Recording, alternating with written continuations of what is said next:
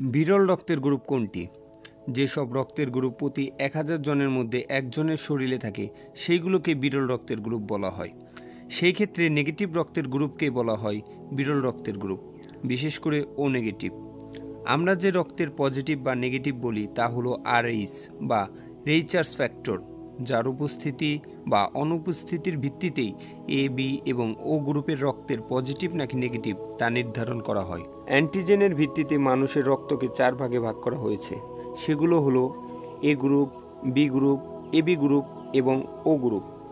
আবার প্রতিটি রক্তের গ্রুপ 2 ভাগে বিভক্ত, পজিটিভ এবং নেগেটিভ। অর্থাৎ সব মিলিয়ে মানুষের শরীরে 8টি আলাদা আলাদা রক্তের গ্রুপ পাওয়া যায়। তবে প্রশ্ন হলো, পৃথিবীর সবচাইতে বিরল রক্তের গ্রুপ কোনটি? A positive, A negative, B positive, B negative, O positive, O negative, AB positive নাকি এবি নেগেটিভ? এর উত্তর হলো এর কোনোটিই নয়।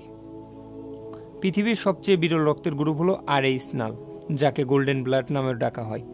এই রক্তের গ্রুপে কোনো আরএইচ অ্যান্টিজেন থাকে না এবং এটি বিশ্বের মাত্র কয়েক ডজন মানুষের মধ্যে পাওয়া যায়। ক্লাস এক্স টাইমের আজকের পর্বে পৃথিবীর সবচাইতে দামি রক্ত আরএইচ নালের সম্পর্কে জানার চেষ্টা করব। আপনারা যারা এখনও ক্লাস এক্স টাইমের ইউটিউব চ্যানেলটি সাবস্ক্রাইব করেননি, অবশ্যই ক্লাস এক্স টাইমের ইউটিউব চ্যানেলটি সাবস্ক্রাইব করে পাশে থাকা বেল বাটনটি বাজিয়ে দেবেন। সেই সাথে ক্লাস এক্স টাইমের যে ফেসবুক পেজ রয়েছে সেখানেও ফলো দিতে ভুলবেন না। চলুন শুরু করে দিই আজকের পর্ব।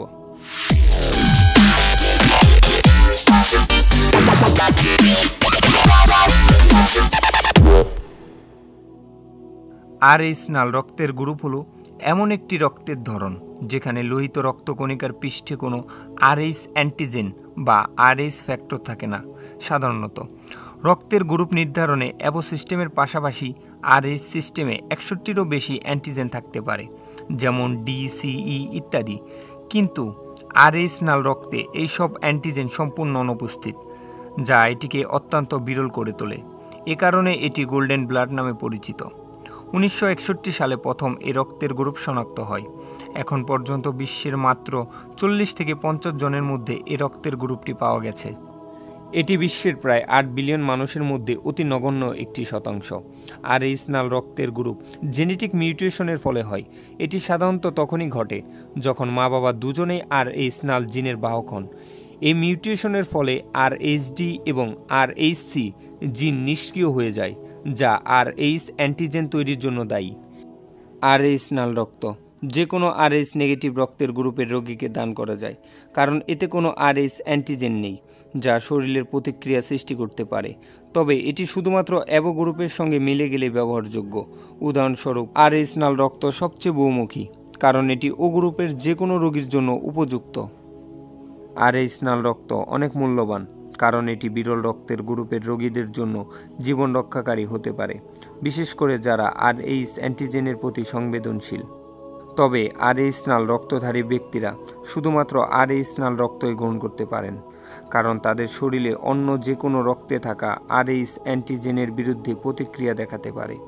এটি তাদের জন্য রক্ত সংগ্রহকে অত্যন্ত চ্যালেঞ্জিং করে তোলে।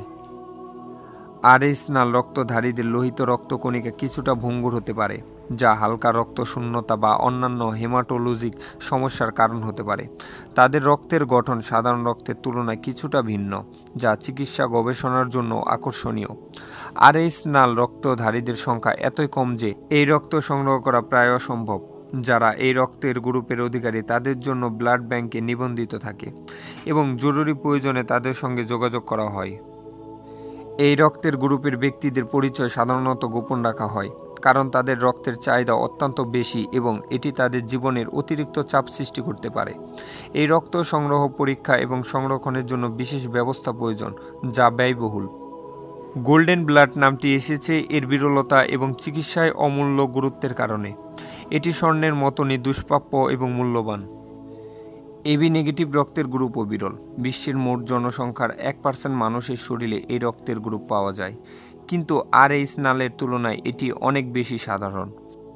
আরএইচ নাল রক্ত নিয়ে গবেষণা চলছে, কারণ এটি রক্তের গঠন এবং ইমিউনি সিস্টেম সম্পর্কে নতুন তথ্য দিতে পারে।